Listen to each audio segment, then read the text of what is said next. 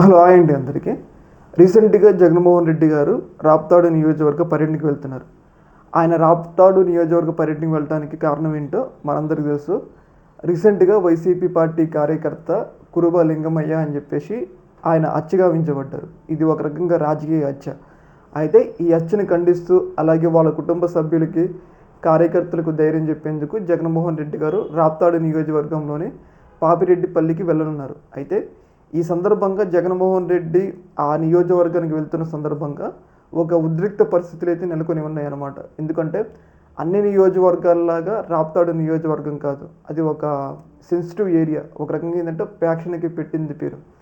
అయితే ఇలాంటి సందర్భంలో జగన్మోహన్ రెడ్డి గారు రాప్తాడు నియోజకవర్గ పర్యటన వెళ్తున్నారు కాబట్టి అక్కడ ఏం జరుగుతుంది అన్న చర్చ అయితే నెలకొంది. ఇప్పటికే పరిటాల సునీత జగన్మోహన్ రెడ్డి గారికి కొన్ని హెచ్చరికలు జారీ చేశారు. ఏంటంటే వచ్చామా చూసామా పరామర్శించామా వెళ్ళిపోయామా అన్నట్లుగా ఉండాలి, కానీ టీడీపీ కార్యకర్తలను రెచ్చగొట్టే విధంగా వ్యాఖ్యలు చేయవద్దు, అలాగే 3-4 కార్లలో కన్నా ఎక్కువ రావద్దు, అంటే మంది మార్బలాన్ని వేసుకొని రావద్దు అన్నట్లుగా ఆమె జగన్మోహన్ రెడ్డి గారికి ఒక రకమైన హెచ్చరికలు జారీ చేశారనమాట. అయితే ఇక్కడ నాకు తెలియంది ఏంటంటే జగన్మోహన్ రెడ్డి గారు సాధారణ వ్యక్తి కాదు, అర్థమైందా? అధికారం కోల్పోయి ఆయన ఈరోజు ప్రతిపక్షంలో ఉండొచ్చు, కానీ ఆయనకి జనంలో ఇప్పటికి కూడా 40% ఓటు బ్యాంకింగ్ ఉన్న జననేత, అర్థమైందా?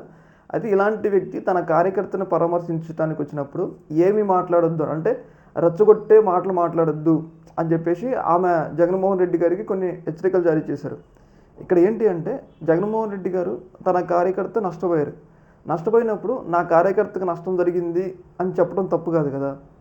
ఇలా మాట్లాడితే రెచ్చగొట్టినట్టు ఎట్లా అవుతుంది? కాదు కదా.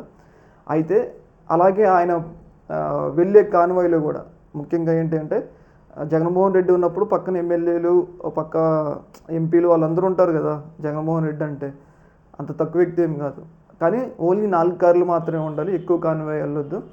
జై జగన్ జై జగన్ అన్న నినాదాలు కూడా ఇవ్వద్దు. ఇప్పుడు ఎక్కడి నుంచో వైసీపీ కార్యకర్తలు అనేటోళ్ళు రాప్తాడు నియోజకవర్గానికి వస్తారు.